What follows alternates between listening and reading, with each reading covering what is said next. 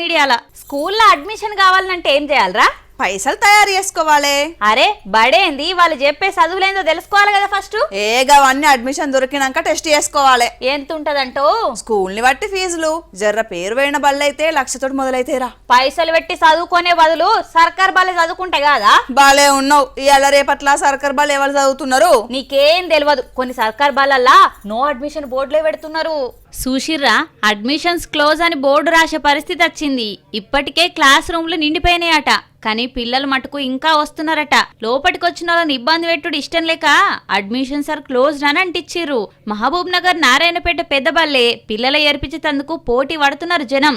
అగో, ప్రైవేట్ పాఠశాలకు ఏ మాత్రం తీసిపోకుండా వాళ్ళ ర్యాంకులు మార్కులు ఎంత మంచిగా అంటిచ్చిర్రో.